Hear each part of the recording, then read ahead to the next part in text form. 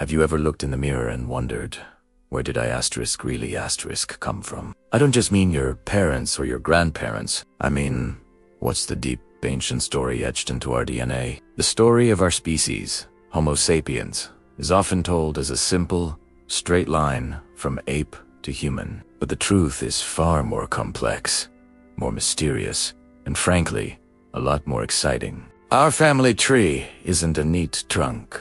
It's a sprawling, tangled bush with branches that lead to cousins we've long forgotten. Today, we're going on a journey back in time, digging through the fossil record and decoding our own genes to uncover the hidden chapter of human evolution, the story of how we went from beasts to thinkers. Let's start our journey about 3 million years ago in Africa. This is the world of the Australopithecines, famously represented by Lucy. Walking upright was their new, revolutionary trick. It freed up their hands, not for tool-making just yet, but for carrying food and their young. This was a monumental first step.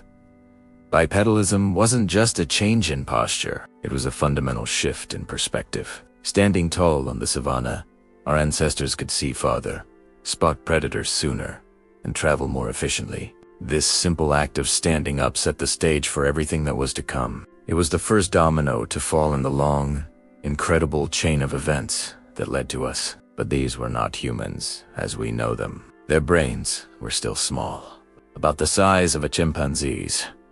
The journey to becoming thinkers was just beginning. Then, around 2.5 million years ago, a new character enters the scene. Homo habilis, or handyman. This is where things get really interesting. Alongside their fossils, archaeologists found the first crude stone tools. Imagine being the first individual to realize that by striking one rock against another, you could create a sharp Asia tool that could butcher a carcass, crack open bones for nutrient-rich marrow, or defend against predators. This wasn't just a technological leap. It was a cognitive one. It required forethought, planning, and the ability to pass this knowledge on. Homo habilis had a slightly larger brain than Lucy, and it's this connection, bigger brain, better tools, that became the driving force of our evil. The ability to shape our environment, even in this simple way, began to shape us in return. We weren't just adapting to the world. We were starting to adapt the world to us. Fast forward to about 2 million years ago, and we meet Homo erectus, upright man. And this ancestor was a true game changer. Taller, stronger, and with a significantly larger brain.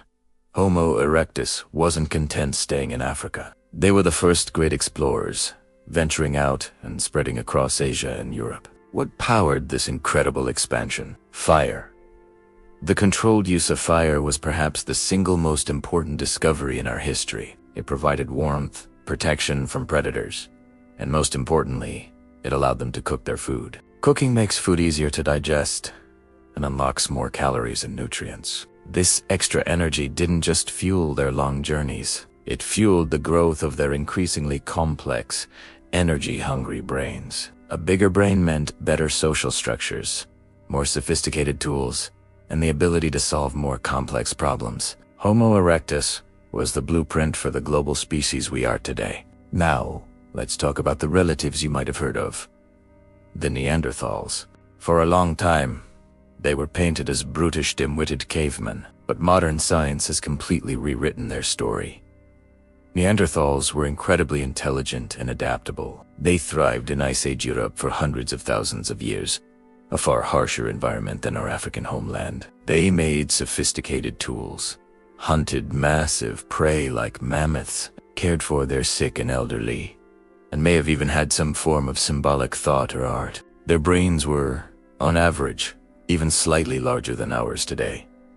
They were not a failed experiment. They were a parallel human species, successful in their own right. They were our cousins, living and evolving alongside our own direct ancestors. So if the Neanderthals were so successful, where did they go? And where do we, Homo sapiens, fit into this crowded family picture? Our species emerged in Africa around 300,000 years ago. For a long time, we shared the planet with Neanderthals, Homo erectus, and other cousins we're still discovering, like the mysterious Denisovans in Asia and the tiny hobbits, Homo floresiensis.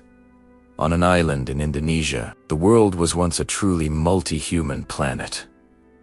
Imagine that. Different kinds of people, all coexisting. The key to our ultimate success seems to be our unique brand of intelligence. While Neanderthals were excellent tactical thinkers, we Homo sapiens appear to have excelled at something else: abstract thought, complex language, and large-scale social networking. We didn't just make tools, we created art. We painted stunning images on cave walls.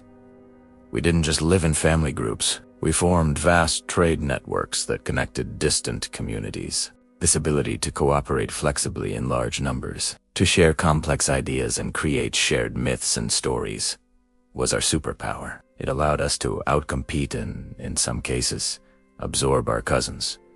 And we did absorb them. This is one of the most astonishing discoveries from modern genetics. Scientists have sequenced the Neanderthal and Denisovan genomes, and they found something incredible. Their DNA is inside many of us today. If your ancestry is from outside of Africa, you likely have about 1 to 2% Neanderthal DNA. Some populations in Asia and Oceania carry traces of Denisovan DNA as well. This means our ancestors didn't just replace these other humans. They met them, lived alongside them, and had children with them. These ancient encounters are not just a historical footnote. They had real consequences. The genes we inherited from them may have helped our ancestors adapt to new climates and diseases as they spread across the globe. We are, in a very real sense, hybrids. The final chapter of their story is written within our own cells. So, the journey from beast to thinker wasn't a solo march. It was a family saga, filled with forgotten relatives and surprising plot twists.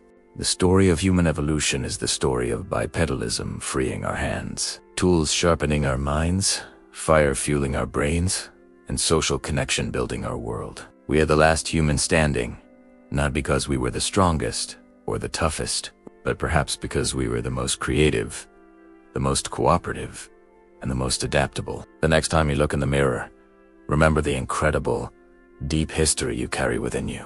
You are the legacy of Lucy, of Handyman, of the firemakers and the world explorers, and of the cousins we met along the way. You are a living fossil, a testament to an epic journey millions of years in the making. Thank you so much for joining me on this incredible exploration of our past. If you found this journey as fascinating as I do, please hit that like button and consider subscribing to the channel for more deep dives into the mysteries of our world. Let me know in the comments which part of our human story you find most amazing. See you next time.